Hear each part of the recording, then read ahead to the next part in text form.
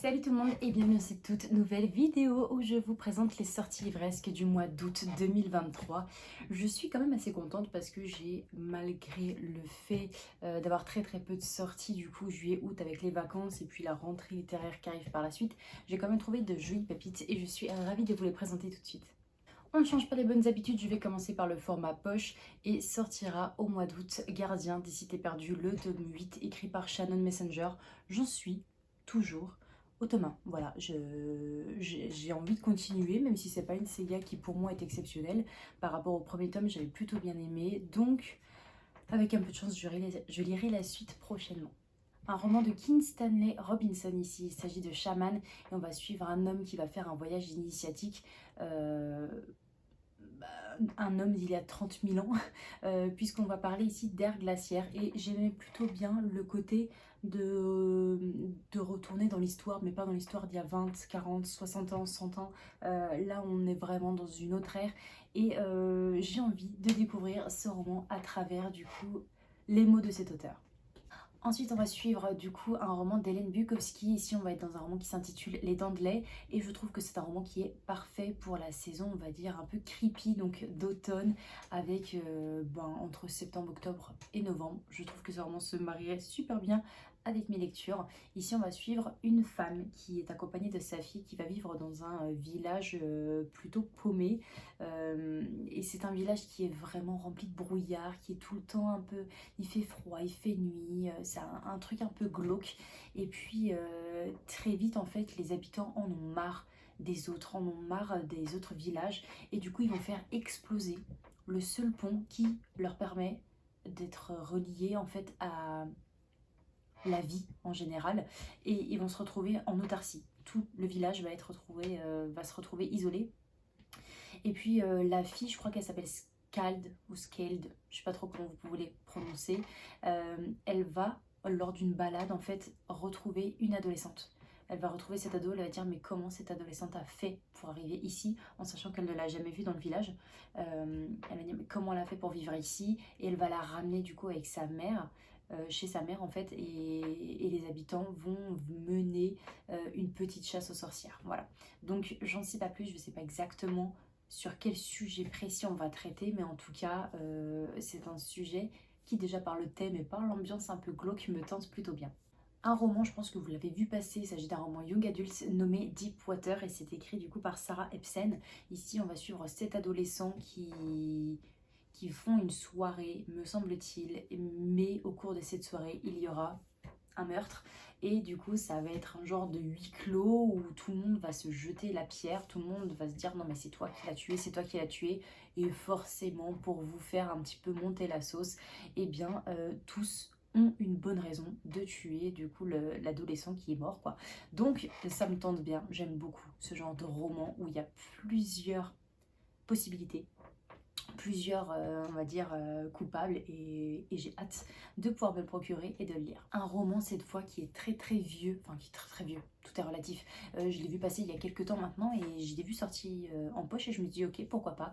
Il s'agit de 900 écrit par Maël Pau. Et ici, on va suivre en fait, ça m'a fait penser énormément à The Hundred, où vous avez 100 adolescents qui sont envoyés sur Terre pour savoir si c'est viable ou pas. Et bien là, en fait, on va suivre 1000 personnes. Ouais, il y a 1000 nouveau-nés qui ont été sauvés, donc 500 filles et 500 garçons. Ils ont été sauvés et du coup on va suivre le numéro 900 qui est une femme. Et du coup ces personnes vont se retrouver, je crois, sur la terre ferme, si je vous dis pas de bêtises. Euh, hum, hum, hum, hum, hum, hum. Ouais, en gros, ils vont faire leur réinsertion à nouveau dans la vraie vie, en sachant qu'il y a une pandémie auparavant qui a fait un ravage dans le monde, qui a ravagé le monde, qui a tout détruit. Et du coup, seulement 1000 nouveau-nés ont été sauvés. Et 17 ans plus tard, donc à l'âge de 17 ans, la personne qu'on suit va se retrouver dans la terre, enfin sur la terre, enfin elle a toujours été sur terre, mais vous voyez ce que je veux dire quoi. Elle va faire une petite réinsertion dans la vraie vie, dans le monde réel, mais tout ne va pas forcément se passer comme il fallait ou comme elle le pensait, bien évidemment. Un roman que je me suis noté, donc là c'est une duologie, il s'agit de In the After et le deuxième tome je crois que c'est In the End, écrit par Dimitria Luneta. Et ici, j'ai juste noté une petite phrase d'accroche parce que c'est un roman que je vois passer depuis des années et qui me tente, mais que je n'ai jamais eu l'occasion de lire.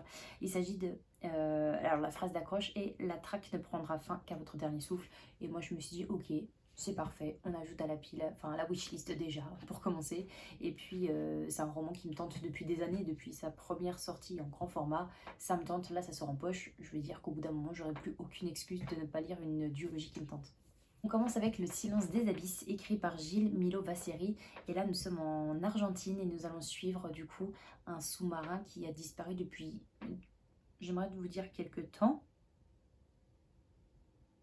Ouais, le sous-marin a disparu depuis un certain temps et du coup les gardes-côtes vont retrouver le Nautilus, sauf que bah, ils retrouvent tout, sauf l'équipage et ils vont se demander qu'est-ce qui s'est passé et où est passé l'équipage.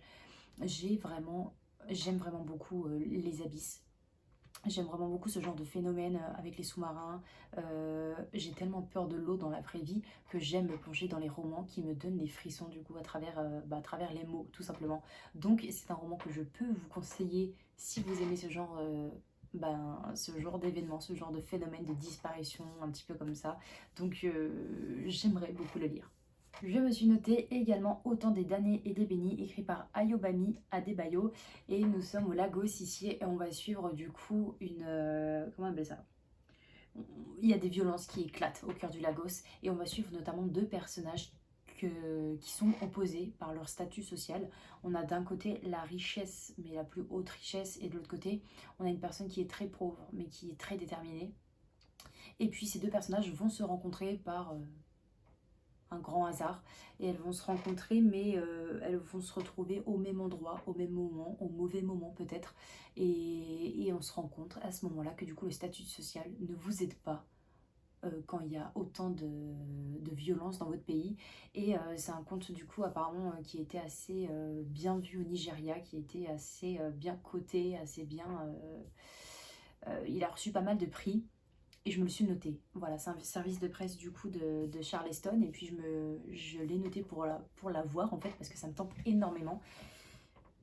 Et j'ai hâte de vous en parler. Voilà, j'aimerais bien que ce soit une petite lecture qui soit faite aux alentours de septembre pour la rentrée, quoi, pour vous en parler assez rapidement. Mais vu que j'ai du retard sur mes updates de lecture, je pense que vous avez le temps de voir la vie passer. Mais en tout cas, c'est un roman qui me tente beaucoup par son résumé et par le fait de voyager. Un roman, je pense que c'est un roman un petit peu plus contemporain cette fois. Il s'agit de Méduse, écrit par Martine Desjardins. Et on va suivre une femme qui se cache tellement elle est déformée, tellement elle est laide en fait par ses défauts qu'elle a. Et en fin de compte, c'est un peu un roman qui est basé sur la honte de soi et sur l'acceptation de son corps.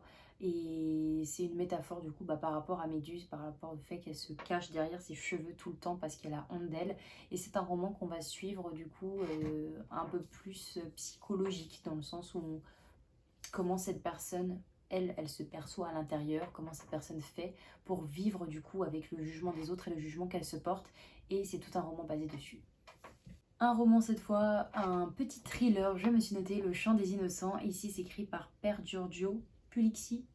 Pas sûre de la prononciation, je vous le cache pas. On va ici être dans un petit thriller. Nous allons être sur une scène de crime plutôt barbare, assez trash, quelque chose qu'on n'a jamais vu. Et en fin de compte, les flics se rendent compte au fur et à mesure de certaines affaires que ce n'est pas des adultes qui font ces crimes, mais des enfants. Et tout le thriller et toute l'enquête va être menée sur les enfants et les adolescents du coup du village, de comment ils en ont fait pour en arriver là, à de telles scènes de crime, pourquoi une telle violence. Et ça me tente notamment par le côté très psychologique de chaque personnage. Un roman cette fois de Ronald de Lavallée, je me suis noté Tous des loups. Et ici on est un peu dans une chasse à l'homme, mais version canadien. Voilà, on est sur un petit village au Canada, plutôt reculé, hein, plutôt tranquille.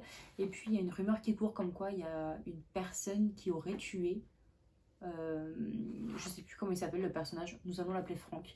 C'est comme si Franck en fait avait tué quelqu'un et tout le monde faisait répandre cette rumeur, sauf qu'il n'y a aucune information sur ce sujet, sauf que le mec fait un peu sa vie et du coup ils vont tous le rechercher, mais commence à disparaître et il commence à y avoir pas mal de victimes qui vont s'accumuler. Est-ce que c'est lui, est-ce que c'est pas lui? En tout cas, c'est une chasse à l'homme et tout le monde cherche Franck. Voilà, donc ça me tente beaucoup.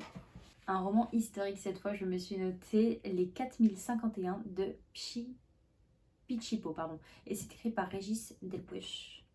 Et nous sommes ici en 1942 avec les camps de concentration et on va suivre du coup ces enfants qui ont été embarqués dans ces camps. Et principalement, je crois que nous allons suivre, je sais plus qui exactement, je crois que c'est une assistante. Ouais, une assistante sociale, donc on est dans le corps et dans la tête d'une fille qui s'appelle Marie-Louise, pardon, de 19 ans, et c'est elle en fait qui va gérer entre guillemets ses enfants et ses déportés, et je trouvais ça plutôt cool d'avoir un point de vue beaucoup plus jeune pour savoir quelle est la vision des jeunes à ce moment-là. Parce que dans les romans, c'est vrai qu'on suit quand même beaucoup de personnages qui ont environ la trentaine, voire plus, et qui sont endoctrinés dedans. Mais du coup, le fait d'avoir une jeune qui veut sauver sa peau, mais en même temps veut se révolter, qu'est-ce que ça peut donner dans un roman? Et ça me tente beaucoup. On passe cette fois au BD et manga et je me suis noté minuscule, le tome 11, écrit par Takuko Kashiki. Et là nous sommes dans un manga un peu plus basé sur les tranches de vie. Je me suis notée parce que c'est un manga qui me tente énormément, notamment par leur fait d'avoir des petites bêtes comme ça, toutes minuscules, qui me font penser un petit peu à Animal Crossing, que j'adorais. J'adorais y jouer et d'ailleurs j'y joue encore, alors très peu maintenant, mais ça fait partie des jeux que j'aime beaucoup et j'aime beaucoup les tranches de vie et le fait de les lire, de les vivre en les regardant, je trouve ça encore plus top. Donc si un jour j'ai l'opportunité de découvrir ce petit manga, ce sera avec plaisir.